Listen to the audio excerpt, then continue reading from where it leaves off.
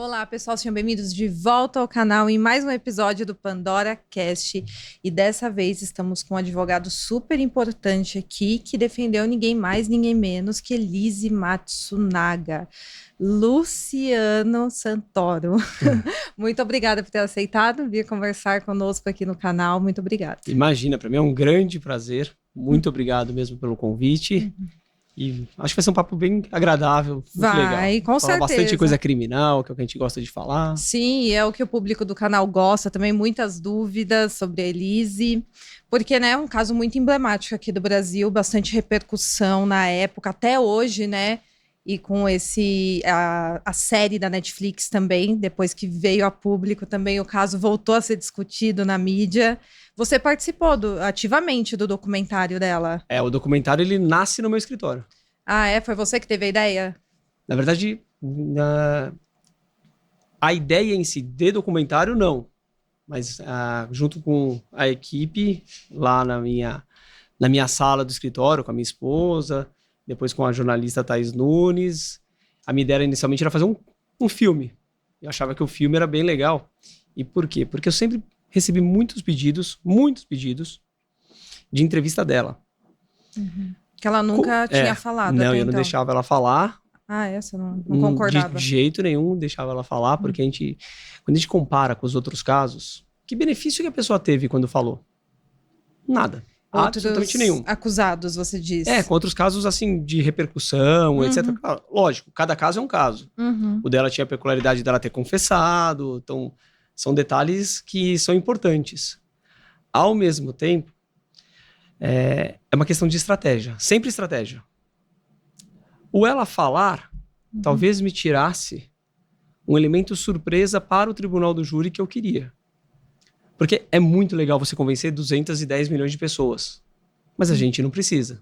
Eu preciso convencer 4 pessoas do conselho de sentença. Se eu convencer 7, melhor.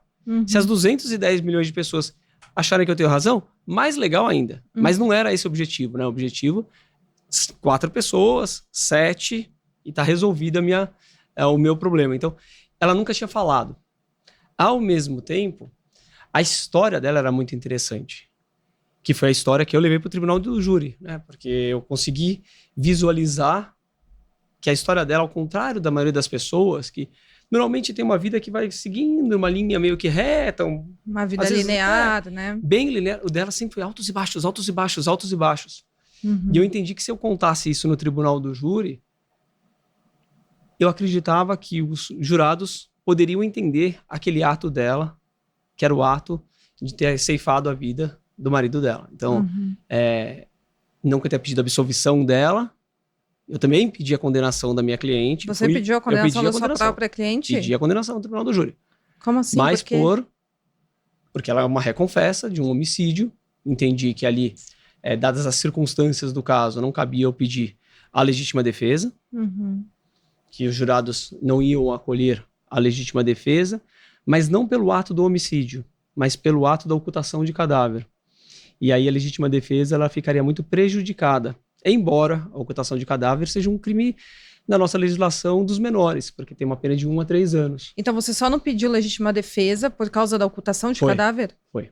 Mas pelo crime você acha que teria crime de homicídio, elementos? Sim, teria bastante elementos, mas eu acho que a gente tem que trabalhar com a realidade do tribunal do júri, que é uma realidade bem diferente dos outros casos.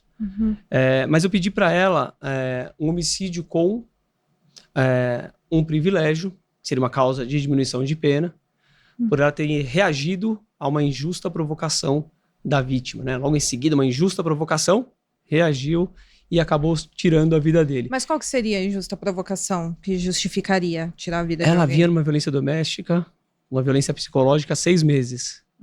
E no ato em si ali daquela noite onde tudo aconteceu, teve tanto as ofensas verbais quanto ofensa física e que acabou levando ao disparo da arma. Então ali eu pedi e por um voto não foi acolhido no tribunal do júri. Eu vi você falando que o único voto foi feito errado. Foi nesse caso que o... Foi nesse caso. Foi nessa hora. Eu tinha uma psicóloga praticamente o tempo inteiro no tribunal do júri, analisando os jurados, a postura dos jurados.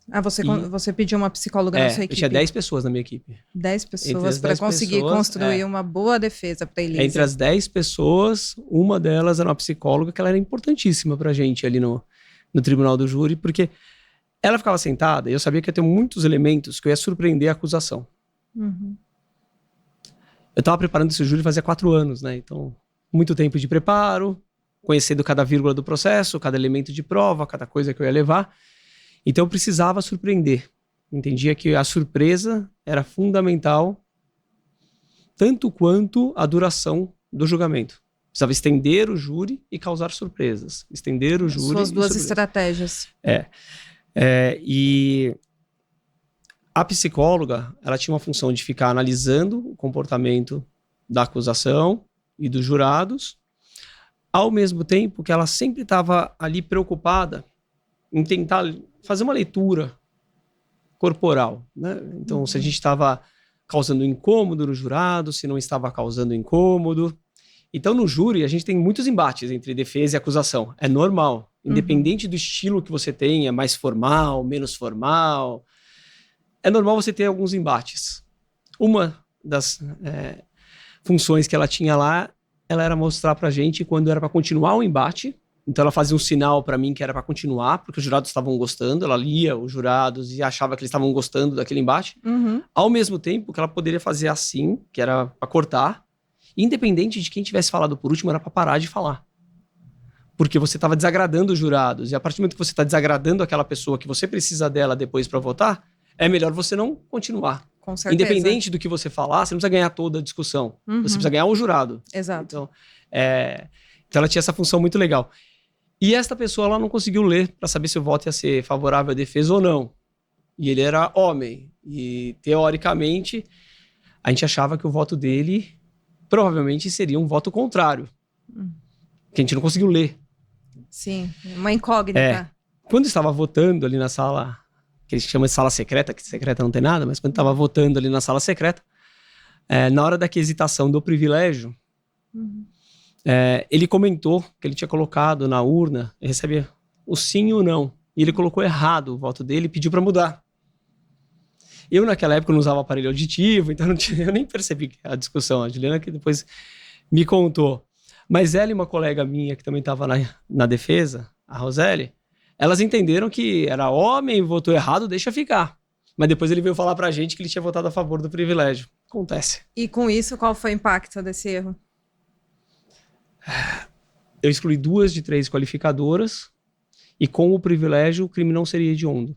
Então ela teria saído com a gente andando do tribunal do júri naquele dia e teria tido uma redução da pena dela. Nossa, então teve um impacto bem ruim para a equipe de defesa. Mas ao mesmo tempo,